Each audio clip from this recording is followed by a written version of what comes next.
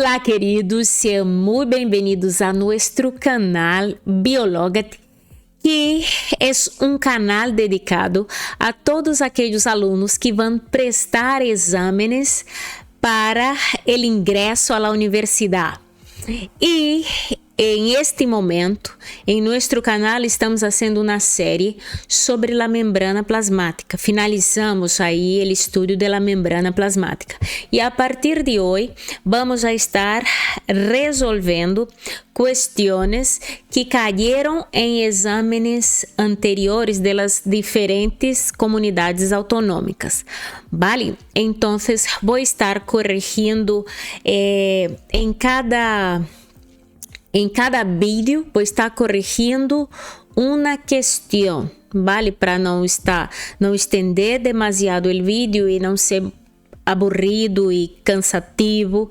Então, em cada vídeo, uma questão, ¿vale? Vamos a recordar e reexplicar, nem sei se existe essa palavra, e explicar outra vez, detalhar sobre aquilo que já vimos em vídeos anteriores, resolvendo, só que agora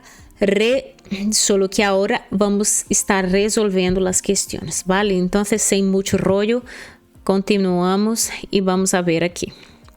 Então, esta questão é de la prova de acesso à universidade, la PAU, del Distrito Universitário de Canária.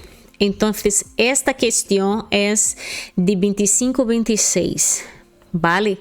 Então, está aí muito recente. Então, vamos a ver esta questão completa. Tiene todas estas letras. Pero como estamos estudando membrana plasmática, só vamos a ver estas duas, letra A e letra B, ¿vale? Então, biologia celular. A biologia celular constitui de los pilares de las ciências de la salud, la compreensão e la estrutura e função, la compreensão de la estrutura e função de los órganos, não solo é clave para entender o funcionamento do organismo, sino também para o desenvolvimento de tratamentos médicos e engenharia genética. Então, este é o enunciado, hein?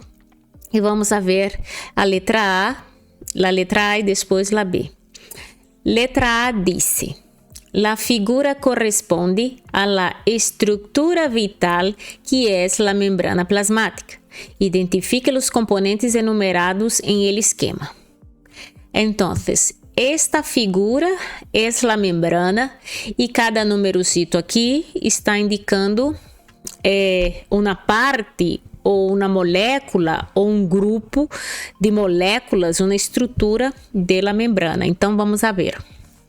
O número 1. O número 1 está identificando quem? Está identificando os fosfolípidos. Os fosfolípidos são estruturas, né, formadas por uma cabeça polar, né, a parte do fosfolípido. Fosfo, esta parte aqui, esta parte que é a cabeça polar. E a parte interna, que são as duas colas apolares. Estrutura qual é? Fosfolípido, ¿vale? Número 2, este número 2 está abarcando toda esta estrutura da bicapa.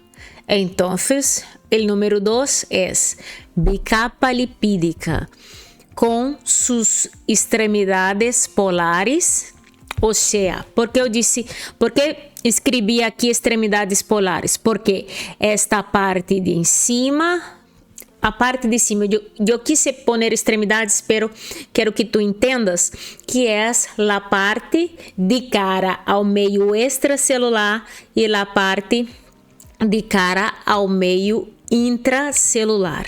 Então, estas duas partes são extremidades polares e a parte interna da bicapa é que apolar. Toda essa parte interna é apolar. ¿vale? Número 3. Número 3 é toda essa estrutura, ¿vale? E aí corri a imagem del que teníamos em la diapositiva desta classe. Então, é uma proteína integral transmembranosa de canal. É uma proteína, aqui é na proteína, aqui é na proteína, proteína. Pero esta é uma proteína integral. Está integrada a la bicapa. Transmembranosa, porque atravessa la bicapa. Transmembranosa. E de canal, porque há canal aqui, ¿vale? Por donde ocorre o transporte de substâncias. E aqui, por exemplo, canal de proteína. Pero é uma proteína integral como esta. É uma proteína integral, esta sim, esta também. Pero como esta tem esta zona, é canal também para esta proteína, ¿vale? El 4, oligosacárido. El 4 é oligosacárido, possivelmente perteneciente a glico ou glucolípido, ¿vale? Então, como a flecha está apontando solo para aqui, é oligosacárido, ¿vale? E este oligosacárido, junto com esta outra parte dessa glicoproteína, forma o que nós aprendimos, que é o glico ou glucocálix, ¿vale? Glucocálix ou glicocálix. El 5, o número 5. O número 5 está ensinando tanto a parte del oligosacárido como a parte de la proteína. Entonces, é uma gluco ou glicoproteína. ¿Vale? 5, glicoproteína. 6. La 6, hay que tener super cuidado. ¿Por quê? Porque pode e algumas pessoas cometeram esse erro de poner proteína periférica. Proteína periférica, pero não é uma proteína periférica. Porque se tu observa bem, vas a ver que é uma proteína superficial integral. Primeiro, ela está integrada à la membrana, pero de maneira superficial, não está totalmente como esta, não está totalmente como uma transmembranosa, está superficial, está integrada superficialmente, então proteína superficial integral, ¿vale? Então esta es el debate de cómo sería la respuesta de la letra A. Letra B. Em relação ao transporte através de la membrana, em que se diferencia o transporte ativo e passivo? De pronto, passivo não gasta energia e ativo gasta energia. Pero não vamos poner solo isso, vamos desarrollar a resposta. Então, o transporte passivo é processo espontâneo de difusão. O que é a difusão? Difundir substâncias através da bicapa, através da membrana plasmática. Então, o transporte passivo é o passo espontâneo, sem gasto de energia. ¿Vale? se produce siempre a favor del gradiente electroquímico. El gradiente electroquímico puede ser a través, ¿no? Puede ser por la concentración de moléculas o a través del gradiente elétrico, a través de los iones. Vale? Por isso, eletroquímico. Eletroquímico involucra tanto concentração como gradiente elétrico. Es decir, y siempre en favor del gradiente, es decir, del medio donde hay más hacia el medio donde hay menos. Menos que menos moléculas, menos que menos iones. Del mayor concentración para mayor concentración para menor concentración. ¿Vale? Ejemplos de transporte passivo: difusão simple e difusão facilitada. Difusão simple. La difusão simple pode realizar-se através de la bicapa. Aí vamos ao slide de la classe. Aqui. Difusão simple. La difusão simple pode ser através de la bicapa. O pode ser através de canales proteicos, la difusão simples, donde en el medio externo hay mucha concentración de una determinada molécula y en el medio interior poca cantidad de esta molécula. Entonces, de donde es la concentración mayor para donde la concentración es menor. Entonces, puede ser a través da bicapa ou a través de los canales proteicos. Aqui, canales proteicos. Vale? Ok.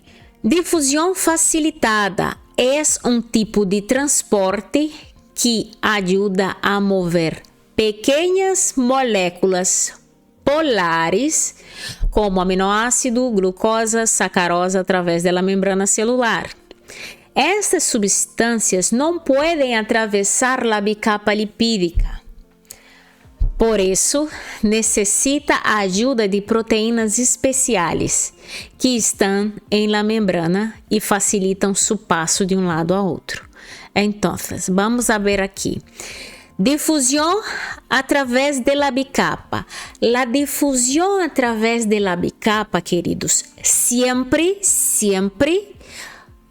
será, el passo será de substâncias apolares. Através de la bicapa, substâncias apolares. Apolares, moléculas lipídicas apolares, moléculas apolares gaseosas e moléculas polares pequenas e sem carga. Vale? E aqui, neste meio, entra nuestra molécula de água. Vale? Nuestra molécula de água entra através de la membrana, de la bicapa. ¿Por quê? ¿Es una molécula polar? Sí, pero es una molécula pequeña y casi sin carga. Y la difusión del agua recibe el nombre de osmosis. Entonces, la osmosis es una difusión simple. Es el paso de agua a través de la bicapa. Eso es importante, ¿eh? Vale. Aquí, importante recordar la difusión simple a través de los canales. A través de los canales son canales iónicos. Se realiza mediante las denominadas proteínas de canal. Assim entram os iones como sódio, potássio, cálcio, cloro, etc. Por isso são chamados canais iônicos, vale? Então, estas proteínas de canal estão cerradas e quando recebem um estímulo, elas se abrem. E ao passo que elas se abrem, os íons entram, passam em favor do gradiente de concentração, ¿vale? Então, as duas formas, por voltaje e por ligando, ¿vale? Por voltaje e por ligando. Os dois estímulos para que este canal se abra e permita o passo. Este passo é sem gasto de energia. A difusão facilitada, que estávamos vendo em primeiro, a difusão facilitada é o transporte de pequenas moléculas polares. As moléculas polares necessitam desta ajuda a la hora del passo. Então, e as moléculas polares, pequenas moléculas polares como aminoácido, glucosa, sacarosa, etc., que ao não poder atravessar a bicapa requerem proteínas transmembranosas específicas para cada substrato que facilite seu passo. Vale? Então, estas proteínas estão ali, dependendo do gradiente eletroquímico, esta molécula vai atravessar esta proteína. E o que ocorre com esta proteína? Ela sofre um câmbio conformacional e hace o passagem de la molécula, que pode ser aminoácido, glucosa, sacarosa.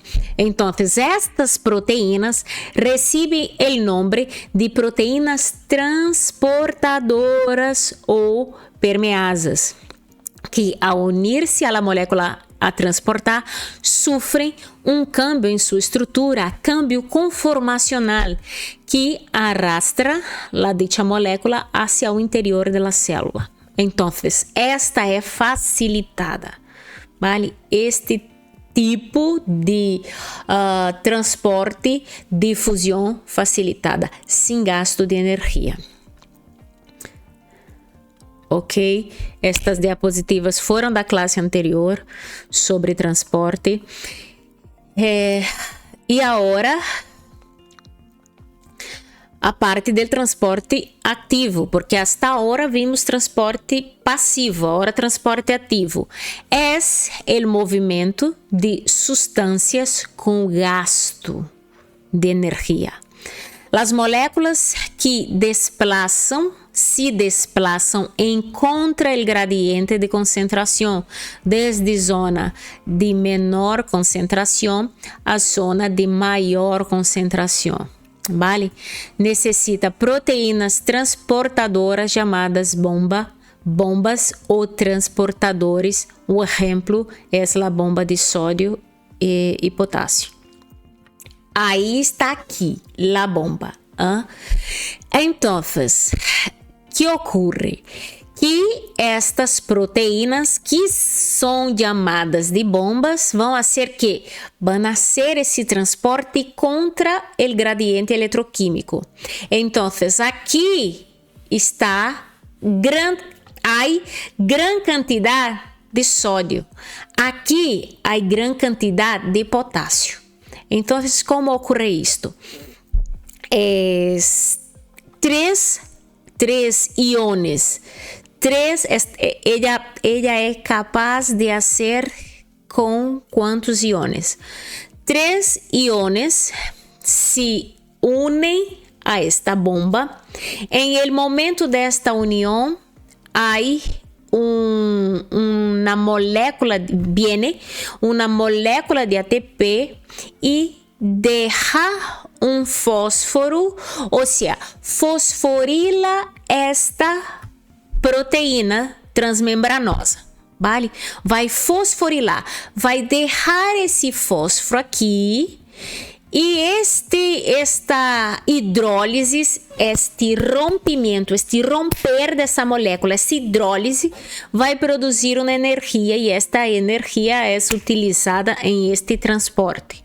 Então, fosforila aqui a proteína e aí a proteína corre estes 3 íons e libera esses 3 íons para onde há maior concentração de sódio, ou seja, fora da célula.